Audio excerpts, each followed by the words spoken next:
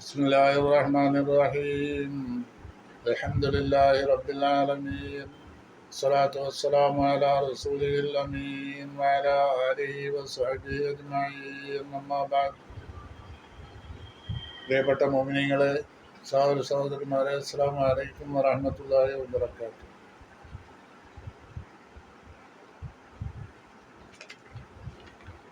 റമദാനില് നോമ്പ് ഏകദേശം കഴിഞ്ഞിട്ടുണ്ട്.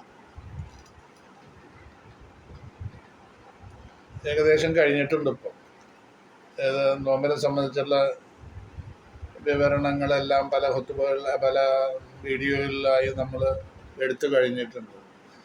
നോമ്പിൻ്റെ ഫർള്, സുന്നത്ത്, പിന്നെ നോമ്പിൽ ഉള്ളപ്പോൾ ഹലാലാവുന്ന കാര്യങ്ങൾ, ചെയ്യാൻ പാടില്ലാത്ത ഹറാമായ കാര്യങ്ങൾ, ഇതെല്ലാം നമ്മൾ പറഞ്ഞു കഴിഞ്ഞിട്ടുണ്ട്. ഇനി നമ്മൾക്ക് പെരുന്നാളാണ്.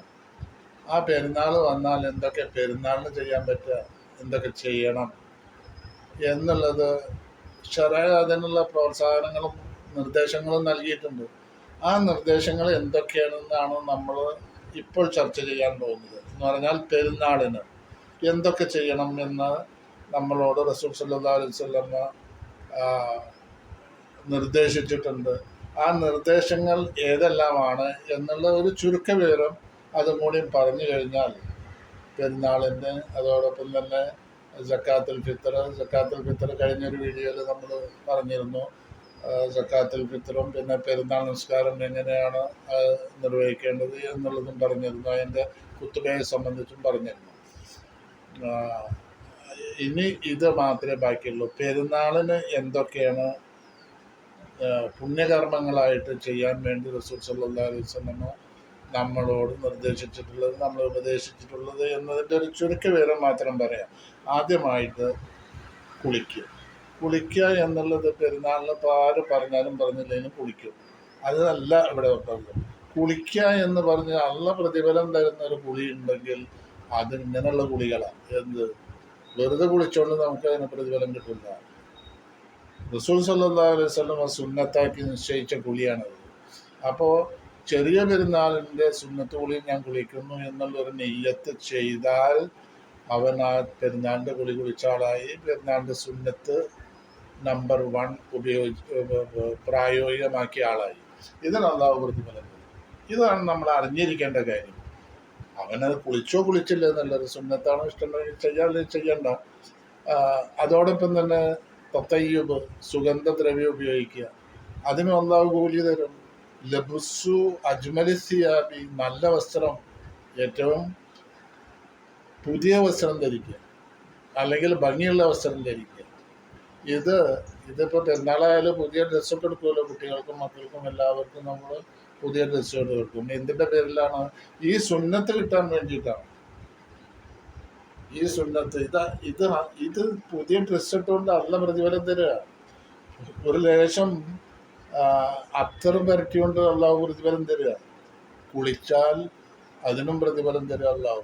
അപ്പോൾ ഇത്തരം പ്രതിഫലം ആരും വേണ്ടെന്ന് വെക്കില്ല. അതാണ് ഇവിടെ പ്രധാനമായിട്ട് പറയാനുള്ളത്. കുളിക്കുക, സുഗന്ധദ്രവ്യം ഉപയോഗിക്കുക, നല്ല മെച്ചപ്പെട്ട വസ്ത്രം ധരിക്കുക. അങ്ങനെ ഉള്ള 2-3 കാര്യങ്ങൾ പറഞ്ഞ് ഇതിനെപ്പറ്റി റസൂൽ സല്ലല്ലാഹു അലൈഹി വസല്ലം പറഞ്ഞിട്ടുണ്ട്. അമറന നബി സല്ലല്ലാഹു അലൈഹി വസല്ലം ഫിൽ ഐദൈനി അൻ നൽബിസ അജ്വദ മാ നജിദു വഅൻ നതതയ്യബ ബി അജ്വദി മാ നജിദു വഅൻ നുളഹി ബി അസ്വദി മാ നജിദു. പിന്നെ റസൂൽ സല്ലല്ലാഹു അലൈഹി വസല്ലം ഈ ബാങ്ക് കൊടുക്കുന്നു.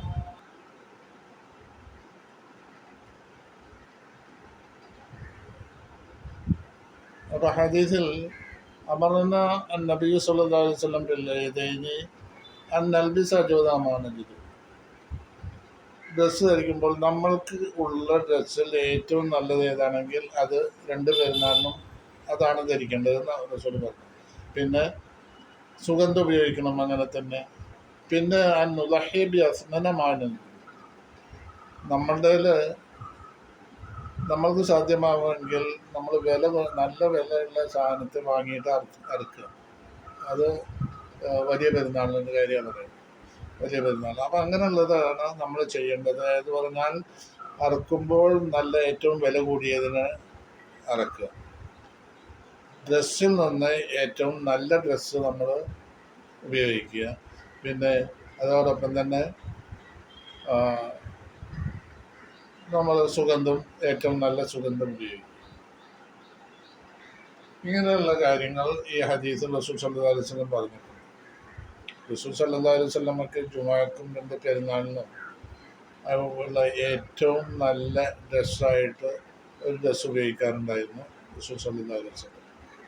പിന്നെ അതിനടുത്ത കാര്യങ്ങൾ, അപ്പം നമ്മൾ ഈ ഐറ്റത്തിൽ 3 കാര്യമാണ് പറഞ്ഞത്. കുളിക്കുക, സുഗന്ധം ഉപയോഗിക്കുക, ഏറ്റവും നല്ല ഡ്രസ്സ് ഉപയോഗിക്കുക. രണ്ടാമത്തെ ഒരു ഇനം പിന്നെ പെരുന്നാൾ നമസ്കാരത്തിന് പോണതിൻ്റെ മുമ്പ് ഭക്ഷണം കഴിക്കും. ചെറിയ പെരുന്നാൾ വന്നിട്ട് ഭക്ഷണം കഴിക്കുക, വലിയ പെരുന്നാൾ പോകുമ്പോൾ കഴിക്കരുത്. ചെറിയ പെരുന്നാളിന് നമസ്കാരത്തിന് പോകുന്ന സമയത്ത് ഭക്ഷണം കഴിക്കുക, തിരിച്ചു വന്നിട്ട് ഭക്ഷണം കഴിക്കലാണ് വലിയ പെരുന്നാൾ. അൽ-അക്ലു ഖബ്ലൽ ഖുറൂജ് ഫിൽ ഫിത്ർ ദൂനൽ അദ്ഹ. അപ്പം നബി സല്ലല്ലാഹു അലൈഹി വസല്ലം അങ്ങനെ ചെയ്തിരുന്നു എന്ന ഹദീസുണ്ട്. കാന നബി സല്ലല്ലാഹു അലൈഹി വസല്ലം ലാ യഗ്ദു യൗമൽ ഫിത്രി ഹത്താ യഗ്ദു. റസൂല് ചെറിയ പെരുന്നാൾ നമസ്കാരത്തിന് വേണ്ടി പോകുമ്പോൾ ഭക്ഷണം കഴിച്ചിട്ടേ പോയിരുന്നുള്ളൂ. അപ്പോൾ വലിയ പെരുന്നാളിനോ അത് തിരിച്ചു വന്നിട്ടേ ഭക്ഷണം കഴിച്ചിരുന്നുള്ളൂ. ഇങ്ങനെ ഹദീസുണ്ട്. പിന്നെ ഖുറൂജ് ഇലൽ മുസല്ല, മുസല്ലയിൽ പോയി നിസ്കരിക്കലാണ് സുന്നത്ത്.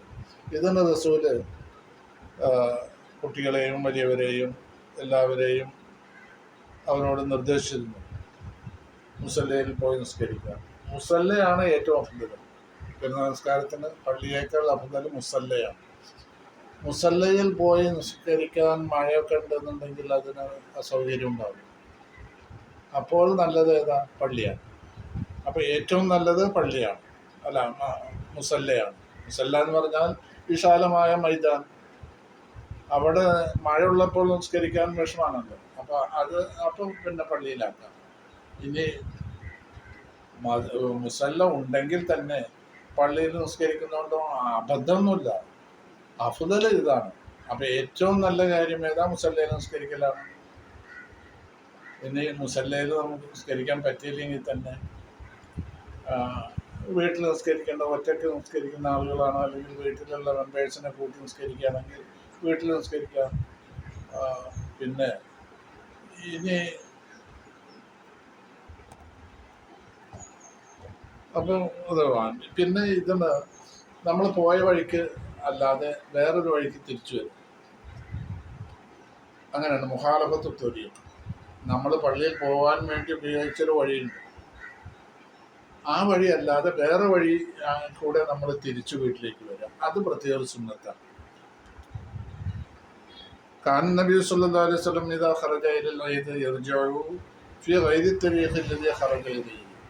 നബി സല്ലല്ലാഹു അലൈഹി വസല്ലം അങ്ങനെ ചെയ്യുന്നു. പോയ വഴി കൂടെ അല്ല തിരിച്ചു വരിക, വേറെ വഴി കൂടെ തിരിച്ചു വരിക. അവിടെ വഴി എത്ര ദൂരമുണ്ട് എന്നുള്ള നോട്ടൊന്നുമല്ല ഈ പറഞ്ഞത്. നമ്മുടെ തൊട്ടടുത്ത പള്ളിയാണെങ്കിലും ഒരു തിരിച്ചു വരും, വേറൊരു വഴി കൂടെ വരും. പിന്നെ ഈ പെരുന്നാൾ നമസ്കാരം ചെയ്യേണ്ട സമയം ഏതാ? സൂര്യൻ ഉദിച്ച് ഒരു 3 മിനിറ്റ് പൊന്തിക്കഴിഞ്ഞാൽ അതിൻ്റെ സമയമായി. അത് ഉച്ചവരേക്കും നിൽക്കുമ്പോൾ അതിൻ്റെ ടൈം. ചെറിയ പെരുന്നാളിന് ഇത്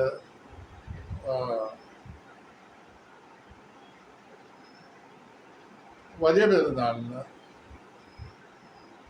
ഇത് ഉടനെയായിട്ട് നിസ്കരിക്കുകയാണ് നല്ലത്.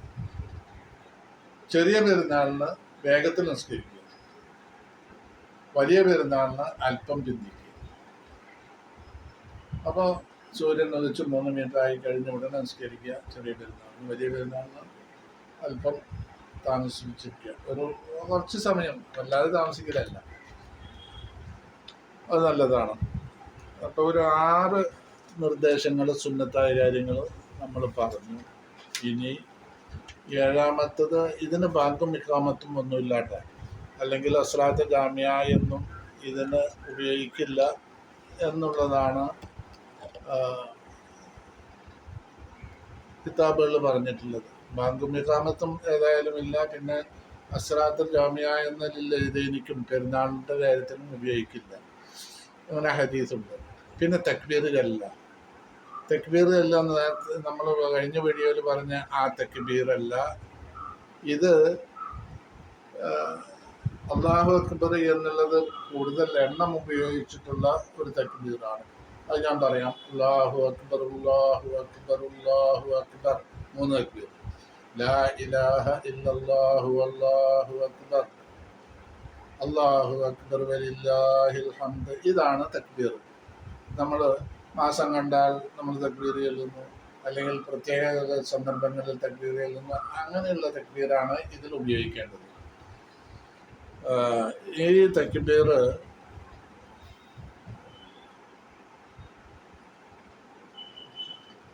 പിന്നെ പെരുന്നാൾ നിസ്കാരത്തിന് മുമ്പ്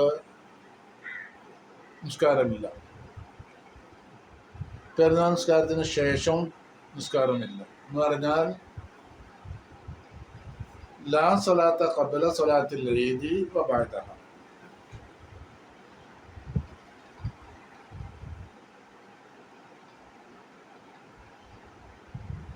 സാധാരണ നമ്മൾ ജുമാക്ക് പോയാൽ മുമ്പ് 2 റക്അത്ത് നിസ്കരിക്കും, പിന്നെ നിസ്കാരം കഴിഞ്ഞിട്ട് 2 റക്അത്ത് നിസ്കരിക്കും. അതുപോലെ മുസല്ലയിലേക്ക് നമ്മൾ പെരുന്നാളിന് നിസ്കാരത്തിന് പോകുമ്പോൾ അവിടെ ചെന്നിട്ട് ആദ്യം 2 റക്അത്ത് നിസ്കരിക്കേണ്ട ആവശ്യമില്ല. നിസ്കാരം കഴിഞ്ഞാൽ പിന്നെ വേറെ 2 റക്അത്ത് നിസ്കരിക്കേണ്ട ആവശ്യമില്ല. പ്രത്യേകം അത് എടുത്തു പറയുന്നത് അങ്ങനെ ഒരു നിസ്കാരം ഇല്ല, അതിൻ്റെ പേരിൽ ചെയ്യേണ്ടതാണ്.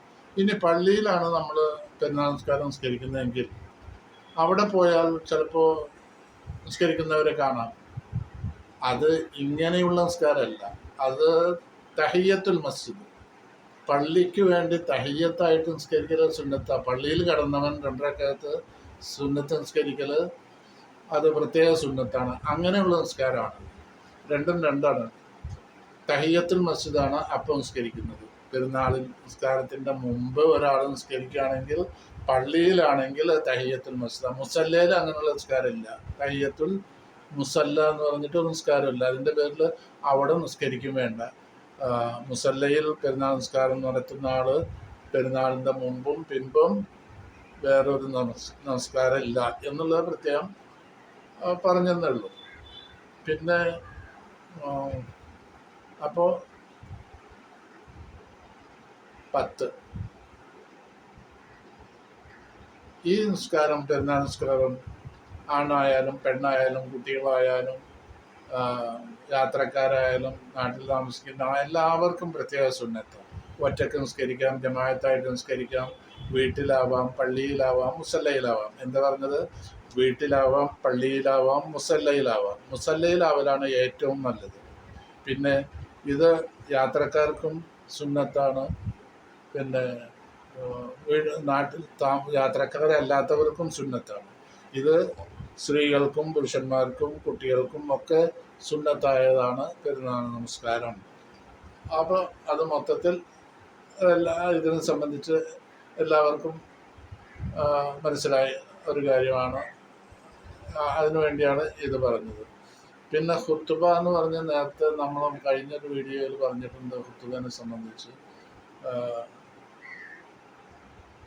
ആ ഖുത്ബയിൽ റസൂൽ സല്ലല്ലാഹു അലൈഹി വസല്ലം പറഞ്ഞൊരു ഹദീസ്, ഖുത്ബയെ സംബന്ധിച്ച് പറഞ്ഞൊരു ഹദീസ്. അൻ അബ്ദുല്ലാഹി ബിൻ സായിബ് ഖാല ശഹീദു മഅ റസൂലില്ലാഹി സ്വല്ലല്ലാഹു അലൈഹി വസല്ലം അൽ ഈദ് ഫലമ്മാ ഖദ സ്വലാത്ത ഖാല ഇന്നാ നഖ്തുബു ഫമൻ അഹബ്ബ അൻ യജ്ലിസ ലിൽ ഖുത്ബ ഫൽയജ്ലിസ് വമൻ അഹബ്ബ അൻ യദ്ഹബ ഫൽയദ്ഹബ്.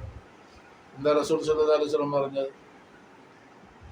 അബ്ദുല്ലാഹി ബിൻ സാഹിബ് പറയാണ്, ഞാൻ റസൂലിൻ്റെ കൂടെ പെരുന്നാൾ നിസ്കാരത്തിന് പോയി.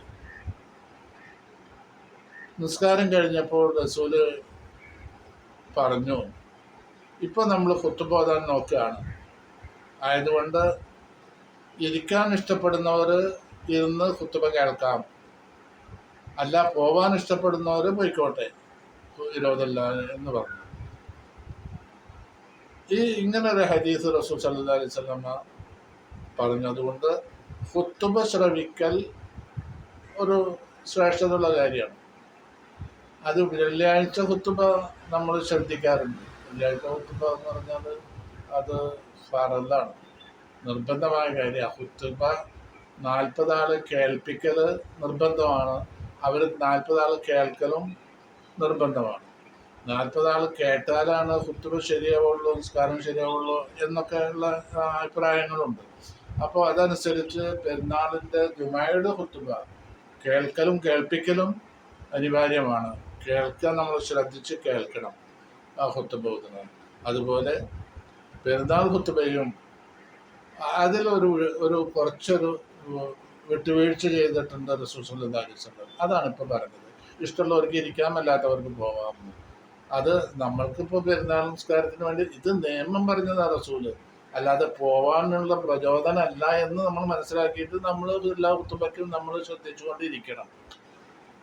അതാ പറഞ്ഞത്. പല അത്യാവശ്യ കാര്യങ്ങളുണ്ടെങ്കിൽ ചിലർക്ക് പോകാൻ മാത്രമേ ഇതിനർത്ഥമുള്ളൂ, അല്ലാതെ ഖുത്ബ കേൾക്കാതെ എല്ലാവരും പോയിക്കോളെ എന്ന് ഇതിനർത്ഥം ഉദ്ദേശിക്കണ്ട.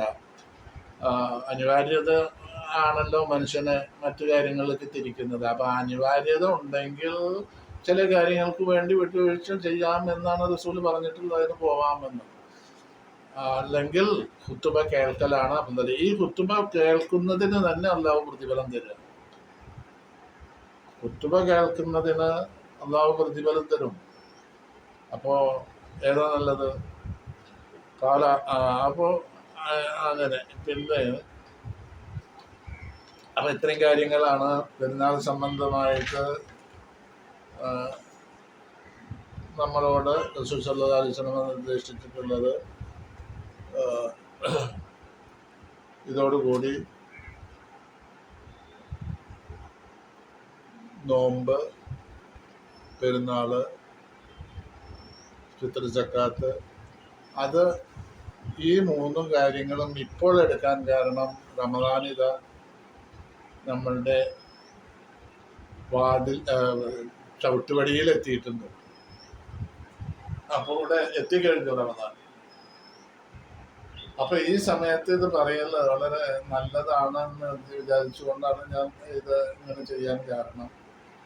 ഇതുകൊണ്ട് അല്ലാഹു തആല